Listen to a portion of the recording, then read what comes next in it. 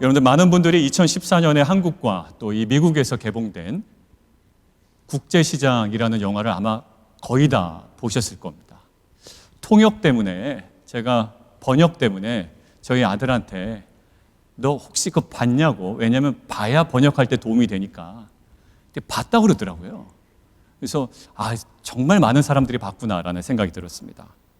주인공이 나오죠. 영화 읽기 하는 것 같아요, 꼭. 예, 어린 소년 덕수가 나옵니다.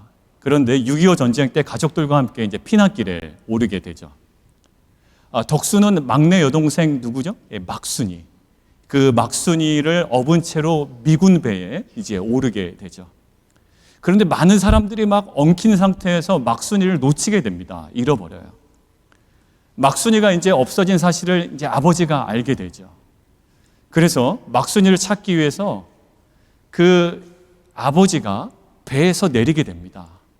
배는 이제 출발하게 되는데 결국 배는 출발하게 되고요. 덕수는 이 아버지와 그리고 지금 놓쳐버린 막순이와 이별을 하게 됩니다.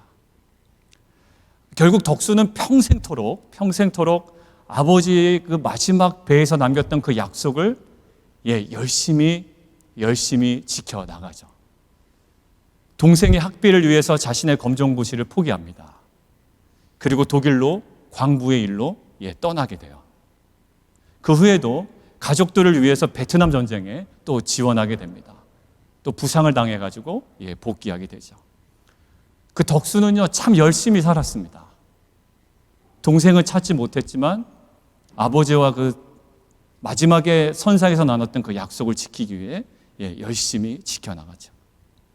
그런데 덕수는 이산가족을 찾는 그 프로그램을 통해서 그토록 가슴에 사무쳤던 그 여동생을 입양을 갔더라고요. 결국 한국말을 제대로 못하는 그 여동생을 찾게 됩니다. 자, 이제 가족들이 한 집에 다 모여 있습니다. 이제 즐거운 시간을 보내던 그때 백발의 노인이 된 이제 덕수 방으로 혼자 조용히 들어갑니다. 그리고 아버지의 사진을 보면서 대화하는 장면이 있죠.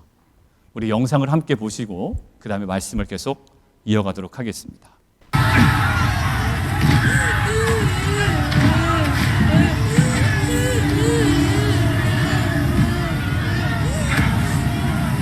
명심해 들으라.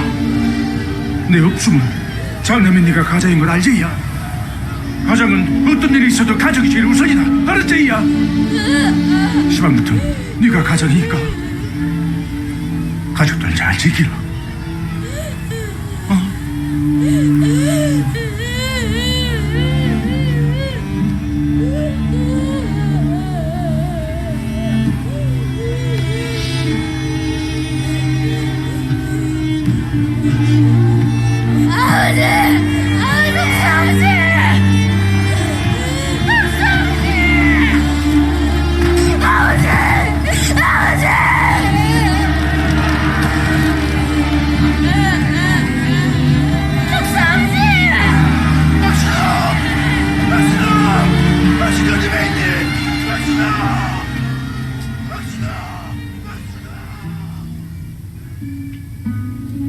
아버지, 내 약속 잘 지켰지? 막수이도 찾았고 이만하면 내 잘 살았지?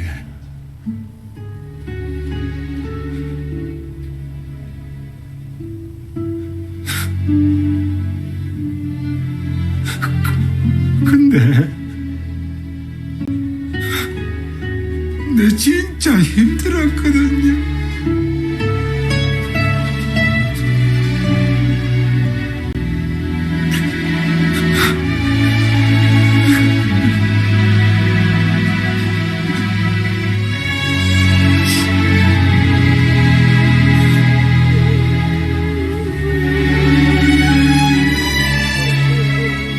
울지 말라고 덕수야.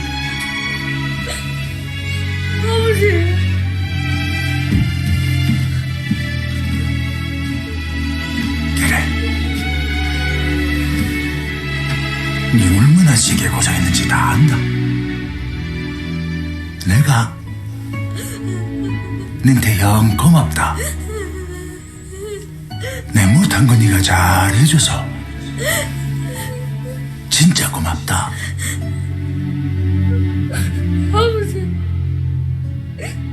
아버지가 되게 보고 싶었습니다. 그래.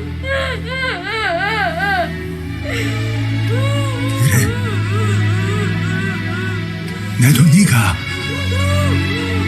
영 보고 싶었다.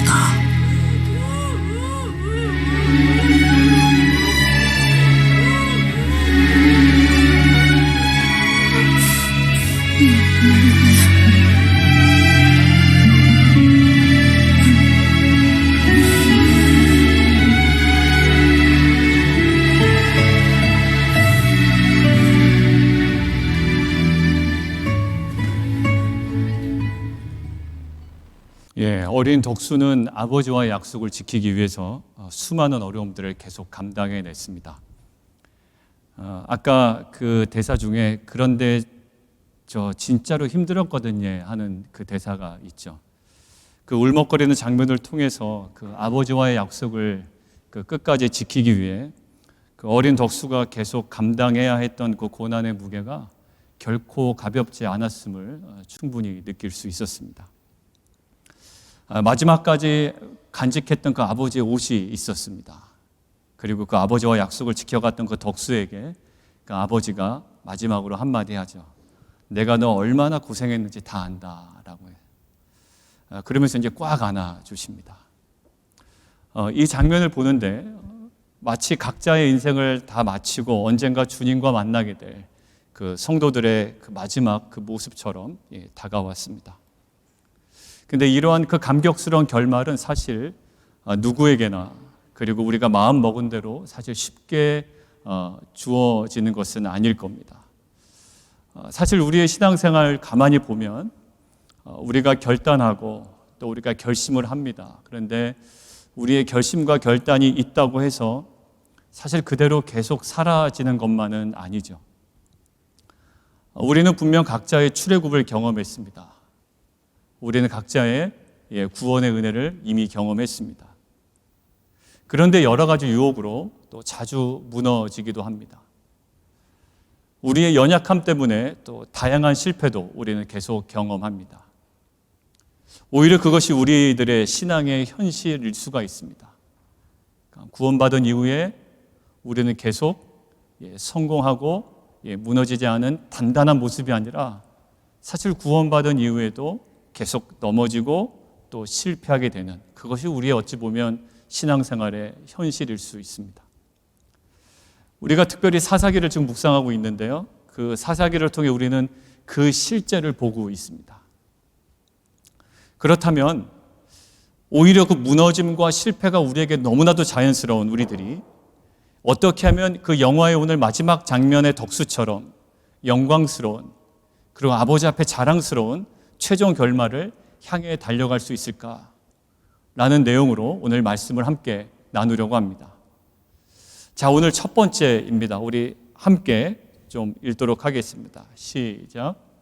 배타적인 헌신을 드려야 합니다. 여호수아 24장에서 여호수아가 강조하는 것이 있어요. 하나님께 대하여 배타적인 섬김을 드리라는 겁니다. exclusive. 배타적인 섬김을 드려라. It has to be exclusive. 그러니까 이것은 전적으로 배타적이 되는 거예요. 14절에 이미 그것이 명확하게 아주 표현되어 있죠. 여호와만 섬겨라 라는 거예요. 이것도 섬기고 저것도 섬기고 여기저기 기웃거리다가 여호와도 섬기라는 것이 아니라 exclusive commitment, 그러니까 배타적인 섬김으로 하나님께 나아가기를 원하는 거예요. 여호와만 섬기라고 합니다. 19절을 보면 이스라엘 민족이 반드시 여호와만 섬겨야 하는 하나님의 속성이 표현되어 있습니다. 바로 질투하시는 하나님이에요. 학자들은 이 질투하신 하나님에 대하여 잘 이해하십시오 라는 요청을 하고 있습니다. 이 하나님의 질투는요, 실체 없는 이방 신들을 향해서 하나님이 느끼시는 열등감이 아니라는 거예요. 실체도 없는 이방 신에 대해서 하나님께서 느끼시는 어떤 그 열등감이 아니라 하나님의 질투의 핵심은 누구를 향해 있냐? 이스라엘 민족을 향한 하나님의 열정이다라는 거예요. 결국 하나님께서는 이스라엘 백성의 마음을 어떻게 해요? 배타적으로 독점하기를 열망하신다라는 거예요. 그냥 이렇게 걸쳐 있는 것이 아니라 아주 정말 익스클루시브하게 배타적으로 우리의 마음을, 이스라엘 백성의 마음을 확 독점하기를 갈망하신다라는 거예요. 오늘 본문 23절에도 이러한 분위기가 녹아져 있습니다. 너희 중에 있는 이방신들을 치워버리고, 지난 시간 우리 함께 봤죠? 수루에 대해서 이야기 나눴습니다. 치워버려라. 그리고 너희의 마음을 이스라엘의 하나님 여호와께로 향하라라는 거예요. 지난주에 우리가 함께 묵상한 것처럼 정리되지 않은 상태에서 드려지는 마음이 아니라 막 정신없어요. 지금 뭔가 복잡합니다. 그렇지만 그런 상태로 뭔가 드려지는 것이 아니라 풍요로운 소출을 책임질 수 있다라는 바알을 향했던 마음이 우리 가운데 있거든요. 그리고 다산, 많은 자녀를 가능하게 한다라는 그 아세라를 향했던 그 마음들이 있어요. 그 마음들을 치워버리고 우리의 마음에 전부를 드려야 된다라고 지금 여호수아는 우리에게 강조하고 있습니다. 그렇지 않으면 그 정리되지 않은 허용된 마음 있잖아요. 우리가 정리되지 않고 치워버리지 않았던 그 내 안에 계속 허용된 그 마음으로 인해 당장은 이중적 만족, 하나님께로부터도 얻고 세상으로부터도 놓치지 않는 이중적 만족이 주어지는 것처럼 보이지만 사실 결국에는 그 나뉘어진 마음 때문에 그것이 올무가 되며 옆구리에 채찍이 되며 그리고 눈에 가시가 될 거다라고 23장에 우리에게 말씀하셨습니다. 그래서 예수님께서는 마태복음 6장에 이렇게 말씀하시죠. 한 사람이 두 주인을 섬기지 못할 것이니 혹 이를 미워하고 저를 사랑하거나 혹 이를 중히 여기고 저를 경히 여김이라. 너희가 하나님과 재물을 겸하여 섬기지 못한다라고 아예 여지를 두지 아니하고 말씀을 하세요. 우리도 사실 현대판 바알과 아세라를 딱 직면하고 있습니다. 물질 만능주의라는 그 강력함 속에 사실 우리가 속수무책으로 넘어질 때가 많아요. 그냥 거기에 편승해서 자랑할 때도 있고요. 또 거기에 휘말려서 우리가 열등감에 완전 빠질 때도 있습니다. 그러나 하나님께서는 여호수아를 통해서 우리에게 도전하시는 거예요. 뭐라고요? 거짓 평안 그리고 거짓 만족으로 우리를 계속 유혹하고 우리에게 심지어 왕노릇하는 바알과 아세라와 헛된 우상과 물질 만능주의를 제거하고 우리의 온전한 마음을 fully 주님께 드려 하나님께서 그 마음을, 우리 마음을 독점적으로 그 마음을 아주 독점하실 수 있도록 우리에게 내어드리라는 거예요. 자, 김남준 목사님의 책에 이러한 구절이 있습니다. 제가 인용을 해왔는데 한번 그대로 읽어드리도록 하겠습니다. 헌신은 배타적인 독점에 이르도록 자기를 바치는 것입니다. 식당에 빈자리가 있는데도 그 자리에 앉을 수 없을 때가 있습니다. 다른 손님에 의해 예약되었을 때입니다. 그 자리는 이미 다른 누군가에 의해 배타적으로 독점되었습니다. 우리의 마음은 하나님께만 바쳐져야 합니다. 세상의 것은 수시로 우리의 마음을 뺏으려 하지만 우리는 이미 하나님께 바쳐진 사람들입니다. 그래서 하나님 이외의 그 어떠한 것도 우리의 마음을 차지할 수 없고 우리의 주인이 될 수 없습니다. 나조차도 나의 주인이 아닙니다. 이스라엘은 자신들의 몸에 새겨진 할례의 흔적을 보면서 하나님을 향한 이런 헌신을 마음 깊이 새겼습니다. 초반에 봤던 영화에 등장하는 덕수를 다시 한번 생각해 보시죠.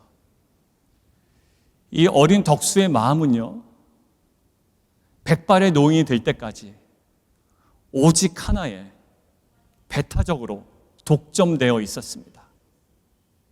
그게 바로 뭐였을까요? 아버지가 남긴 한마디 말이었어요. 내가 없으면 너가 우리 집안의 가장이야. 가족을 부탁한다라는 거예요. 이런 아버지의 말이 어린 덕수의 마음을 완전히 배타적으로 독점해 버렸기 때문에, 그리고 덕수의 그 마음이 익스클루시브하게 그 아버지가 남긴 말에 향해 있었기 때문에 포기할 수 있었던 수많은 고난이 있었잖아요. 그리고 자신의 삶의 어떤 유익을 위하여 떠날 수 있는 상황도 있었지만 결코 자신을 위하지 않고 아버지가 그토록 원했던 가족을 위한 가장의 역할을 충실하게 감당할 수 있었습니다.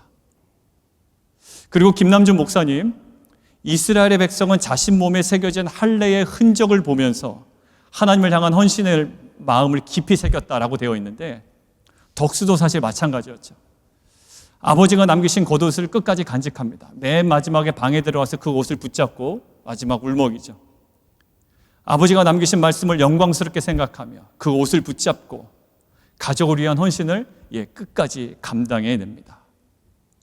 이스라엘에게 할례의 흔적이 있었던 것처럼, 그리고 덕수에게 아버지의 그 겉옷이 계속 손에 들려 있었던 것처럼, 주님께서는 우리에게 지울 수 없는 그 십자가의 흔적을 허락하셨습니다. 십자가는요, 사실 우리를 향한 하나님의 배타적 사랑이에요. 어느 것으로도 나누지 않고요, 이 사람과 저 사람에게 한없이 쏟아 부어주시지만 저 사람의 것과 내 것이 섞이지 아니하는, 우리를 향한, 나를 향한 완전 배타적인 사랑이라고요. 그 십자가의 흔적으로 인해 주님을 향한 헌신의 마음을 다시 한번 깊이 새기고 그 부르심의 영광을 알아 십자가의 길을 걸어가는 빛과 소금 공동체가 되기를 원합니다. 자, 그런데 여호수아에서 우리가 사사기로 넘어가는 스토리를 계속 묵상하고 있잖아요. 근데 결국 이 이스라엘 백성은요, 지금 여호수아가 이 명한 명령에 결국 실패하는 모습이에요. 그러니까 제 마음에 이런 마음이 듭니다. 결국 성경의 이 모든 말씀이 희망 고문인가? 결국 이스라엘 백성에게 이렇게 해라 저렇게 해라 이야기를 하고 이것이 영광스러운 것이다라고 알려주지만 결국 실패하잖아요. 사사기에서 실패하고 열왕기에서 실패하고 마지막은 결국 포로로 끌려가요. 그러니까 마음이 계속 무거워지더라고요. 어제 토요 새벽 예배도 말씀드렸지만, 그러면 그 순간에 우리가 놓치지 말아야 될 것이 있습니다. 그것이 뭘까요? 계속 우리도 그것들을 경험하고 있고요, 마치 이스라엘 민족의 그 모습이 우리와 별반 다르지 않음을 느끼거든요. 그럼 그들과 과연 똑같이 그냥 그렇게 흘러가는 인생들인가라는 그 자괴감이 들기도 하는데, 그때 우리가 놓치지 말아야 할 두 번째입니다. 우리 함께 읽도록 하겠습니다. 시작. 언약의 은혜를 붙들어야 합니다. 여호수아는 이스라엘 백성에게 뭐라고 얘기하죠? 오직 나와 내 집은 여호와를 섬길 것인데 너희도 여호와만 섬겨라 라고 도전합니다. 이에 대해 이스라엘 백성들은 18절을 통해서 이렇게 고백하는데요, 우리도 여호와를 섬기겠습니다 라고 고백해요. 자, 그렇다면 여호수아는 뭐라고 대답을 해야 될까요? 참 잘하셨습니다 라고 반응해야 정상일 겁니다. 여호와만을 섬겨라. 예, 저희가 여호와를 섬기겠습니다. 그래, 너희 잘했다. 이것이 정상적인 반응인데, 그런데 여호수아는 오늘 이상한 반응을 보입니다. 19절이에요. 너희가 능히 여호와를 섬기지 못한다라는 충격적인 선언을 그냥 해버리는 거예요. 근데 사실 최근에 사사기를 우리가 계속 묵상하는데 여호수아의 이러한 예견이 안타깝게도 실제로 정확하게 이루어집니다.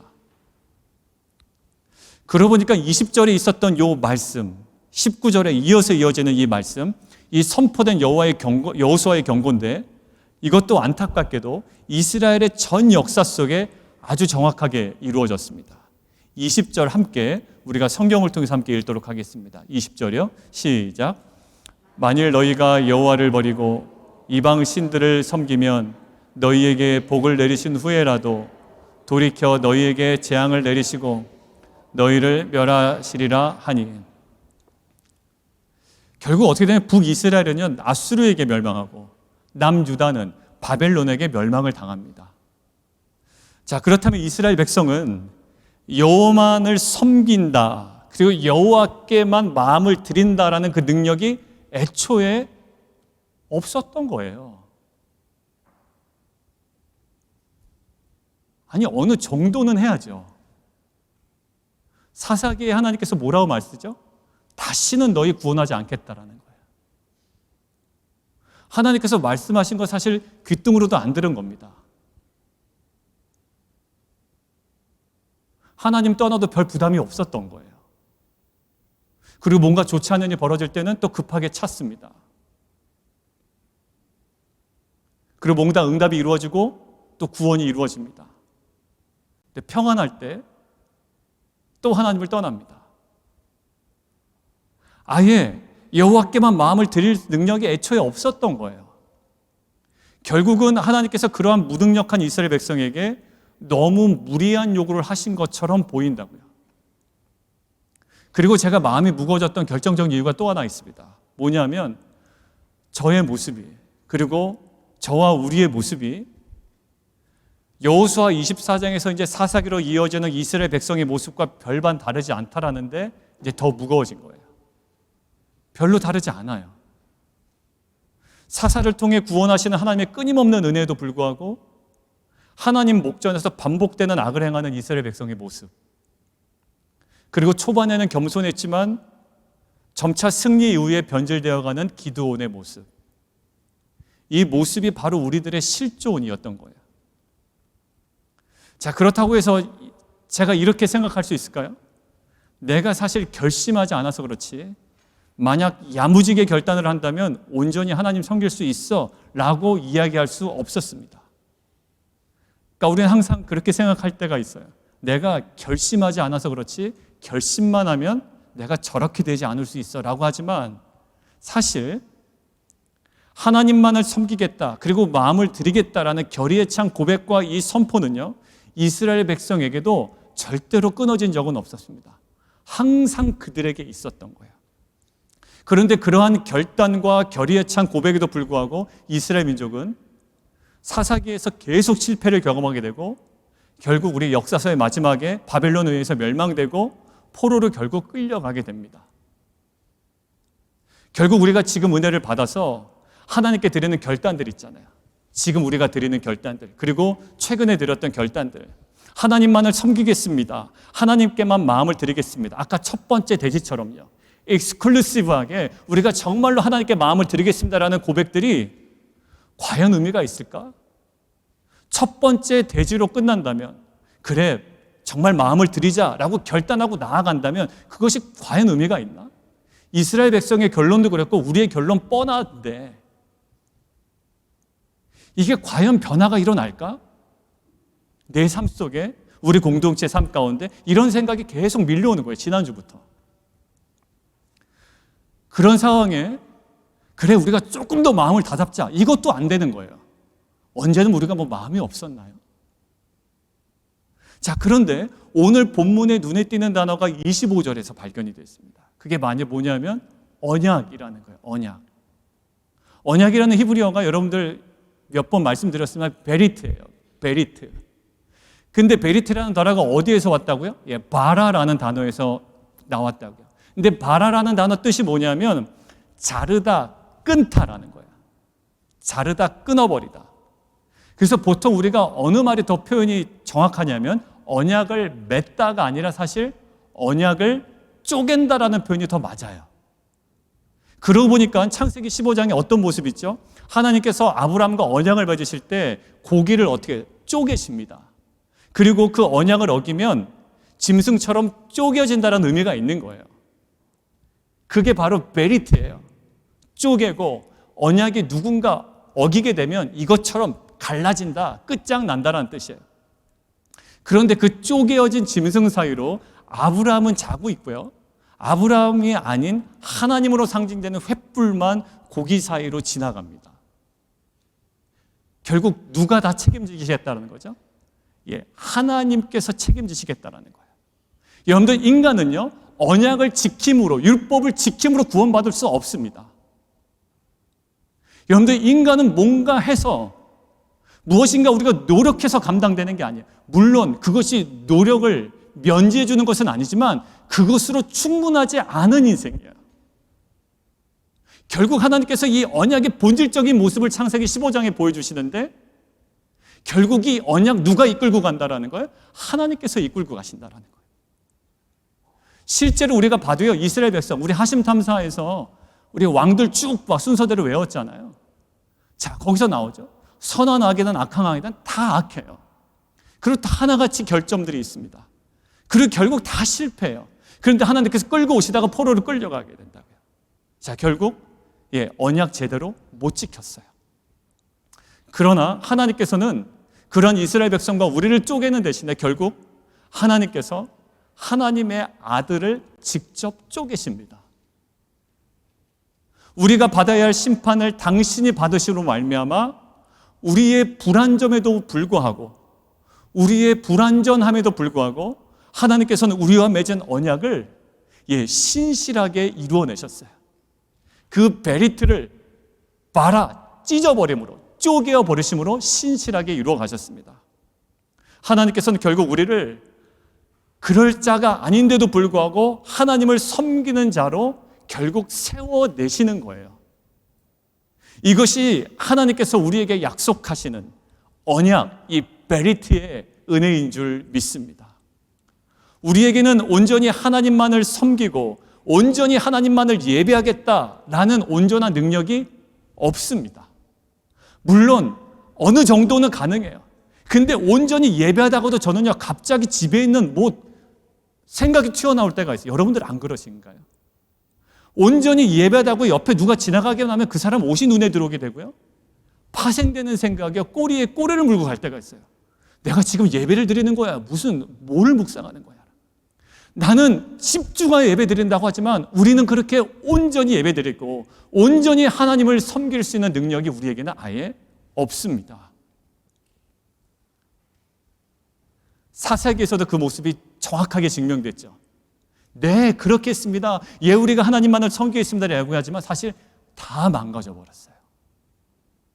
그렇지만 이스라엘의 그 철저한 악함과 무너짐에도 불구하고 하나님의 그 언약, 베리트, 그 언약은 예수 그리스도의 십자가 사건, 그 쪼개어짐을 통해 사실 우리 가운데 완벽하게 성취되었습니다. 결국 우리가 붙잡아야 될 것은 뭘까요? 우리의 탁월함이나 우리의 능력이 아니라 연약한 우리를 온전하게 하시는, 그리고 우리의 수준과는 상관없이 완벽하게 성취하시는 그 언약, 베리트의 은혜인 줄 믿습니다. 여러분들, 베드로에게도 단호한 다짐이 있었습니다. 한두 번이 아니었어요, 베드로에게. 그러나 우리는 베드로를 보고 피식 웃습니다. 왜냐하면 한두 번이 아니었고 제대로 된 어떤 결말을 본 사람이 아니었기 때문이에요. 여러분들, 예수님께서 뭐라고 하시죠? 마가복음 14장에 너희가 다 나를 버릴 거다라고 이야기하세요. 베드로가 그때 이렇게 얘기합니다. 내가 주와 함께 죽을지언정, 격정적인 감정을 토로합니다. 내가 주와 함께 죽을지언정 주를 결코 부인하지 않겠습니다 라고 결의에 찬 다짐을 합니다. 우리는 결말을 압니다. 제가 예배 정말 열심히 드리겠습니다. 하나님만을 섬기겠습니다. 제가 정말 개척 이후에 마음이 틀어지지 않고 끝까지 주의 영광을 위해 가겠습니다 라고 우리가 결심을 하지만 우리가 그것을 감당할 수 없는 인간임을 우리는 압니다. 결국 베드로는요, 한 소녀 앞에서 그 자기의 결단이 완전히 무너져 내립니다. 그런데 예수님께서 어떻게 하시죠? 그 쓰러지고 넘어졌던 베드로를 정죄하지 않으세요. 그러니까 베드로에게 기대치가 없었냐? 그것도 아니에요. 그렇지만 베드로, 쓰러지고 넘어졌던 베드로를 정죄하지 않으십니다. 예수님께서 베드로에게 다가오시는데 그 쪼개어진 그 베리트, 그 십자가의 그 언약의 흔적을 가지고 다가오셔서 베드로의 이름을 불러주십니다. 그리고 다시금 은혜로 세워주시고 사람 낚는 업으로 다시금 불러 세우십니다. 여러분, 복음서 초기에 주님께서 제자로 부르실 때 베드로의 어떤 모습이었나요? 정말 부족했습니다. 어떤 가능성도 현실적으로 찾아볼 수 없는 인간이었어요. 그런데 주님은 결국에는 십자가의 은혜로, 그리고 주님의 열심으로 연약한 베드로를 일으켜 세우시고 십자가에 거꾸로 매달려 죽는 사명자로 결국 세워내십니다. 누가 했나요? 아니요, 베드로는 실패밖에 안 했어요. 실패로 점청되었던 인생을 하나님께서 이 베드로를 세우셔서 결국 그 사명자로 세워나가십니다. 여러분들, 우리의 분명한 결단이 있어야 합니다. 은혜 붙잡고 살아가자? 아니요, 결단이 있어야 합니다. 그러나 우리의 그 결단만으로 가능하지 않고 우리의 결단이 우리의 모든 것들을 가능하게 하지 않습니다. 우리는 그 하나님의 은혜의 손길이 우리를 붙들어야 합니다. 은혜의 손길의 핵심은 뭘까요? 결국 자신을 쪼개신 하나님의 그 언약인 줄 믿습니다. 주님께서는 그 십자가를 통해 이미 그 언약을 이루신 줄 믿습니다. 여러분들, 다윗에게 하나님께서 말씀을 주시죠.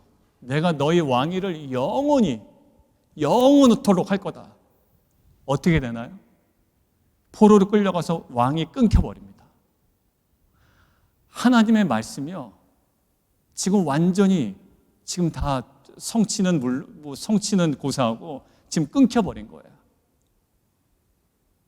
포로로 끌려가는데 왕이 어디 있어요? 다윗의 후손 어디 갔습니까?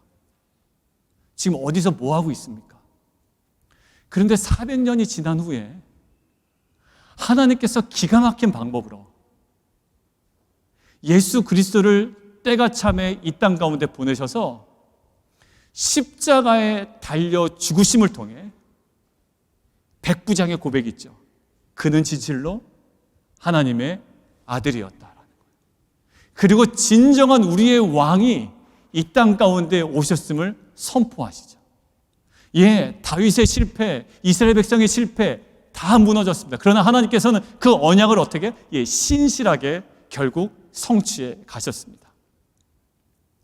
오늘 앞선 영상에도 백발 노인이 된 덕수가 하는 말이 있습니다. 제가 경상도 사람이 아니라서 그냥 한번 해보겠습니다. 아버지, 내 약속 잘 지켰지? 맞나요? 그렇게 했습니다. 아버지, 내가 약속 잘 지켰지요? 라는 말이에요. 정말이요. 덕수는 아버지 앞에 굉장히 자랑스러웠습니다. 그리고 자신이 그 약속 끝까지 지킨 것 얘기하고 싶었던 거예요. 근데 덕수의 일생을 덮고 있는 것이 있었어요, 사실.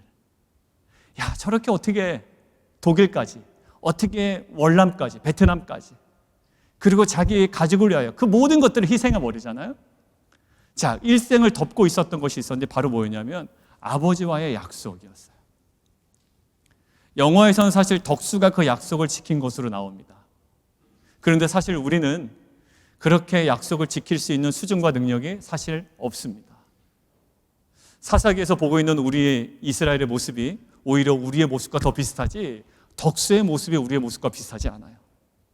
그러나 이스라엘 역사 속에 수많은 실패가 있었지만 결국 예수 그리스도의 그 십자가 사건을 통해 모든 것들을 브레이크트루하고 언약이 성취된 것처럼 장애물이 너무나도 많았거든요. 이스라엘 백성의 실패, 로마 제국의 압제, 많은 장애물이 있었지만 하나님께서는 예수 그리스도의 십자가의 죽음을 통해 모든 것들을 브레이크트루하고 언약을 성취시켰어요. 그것처럼 정말로 우리의 연약함이 있지만 또 우리의 부족함이 있지만 하나님의 그 언약, 신실한 언약을 붙들고 신뢰하는 자에게 종국에는 하나님께서 그 약속하신 언약은 그의 삶 가운데 특별히 그것들을 신앙하는 공동체 가운데 온전히 성취될 줄 믿습니다. 우리 결론 맺겠습니다. 하나님께서 우리의 마음을 배타적으로 독점하실 수 있도록 우리의 마음을 온전히 드리는 그 결단과 그리고 우리의 결단의 불안함과 약함을 오히려 온전하게 하실 언약의 은혜를 붙듦을 통해 사사기에 이제 절망이 아니라 예수 그리스도의 십자가를 통해 성취된 생명과 부활의 영광으로 세상을 온전히 섬겨나가는 빛과 소금 공동체가 되기를 주님의 이름으로 축원드립니다.